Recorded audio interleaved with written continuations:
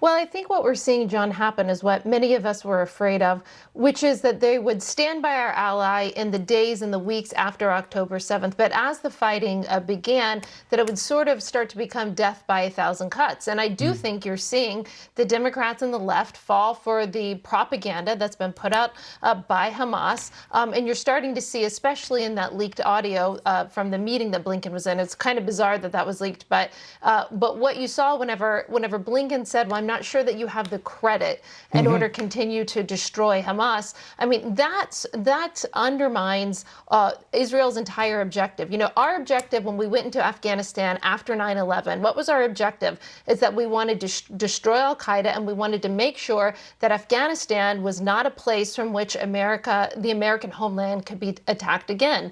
And they have similar goals, obviously, for Hamas. The Israeli people cannot live in fear of terrorist groups that are like al-Qaeda or like ISIS, groups that we fought so that they could not attack Americans as well. So I would say today, and I don't say this lightly, I having worked for the last Secretary of State, John, I try to be careful with my criticism of the current Secretary of State and his team.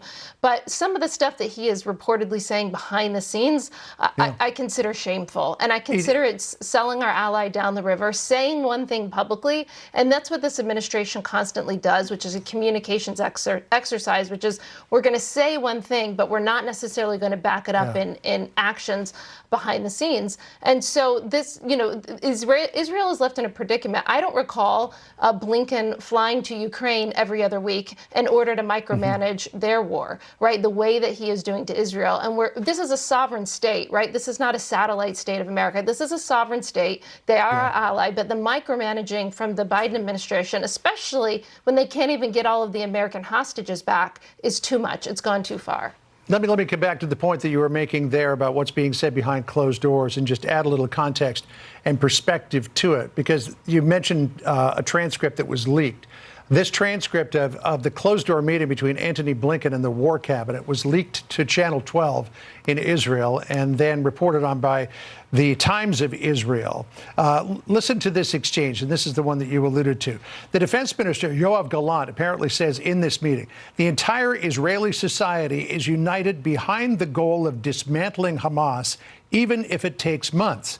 Antony Blinken's response, I don't think you have the credit for that.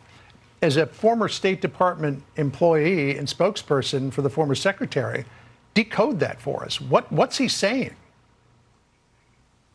It's hard to know what he means by the credit, but I think he is essentially saying that you don't have the political capital on the international stage to be able to actually destroy Hamas. And if that's what this administration really thinks behind the scenes, that is a massive problem. You know, we have all been worried that it would be death by a thousand cuts, and that when things got really tough for Israel in their fight against Hamas, that the administration wouldn't stand behind them. You know, I'm also concerned about how politics may be playing into this, John. We know that the president is underwater in his approval ratings. We know that he is losing to former President Trump. Michigan is going to be a critical state. Reportedly, Democrats in Michigan, especially those that are pro-Palestinian, are not supportive of the president's actions towards Israel. So part of me wonders if this administration is starting to pay politics because they're worried about their poll numbers in Michigan.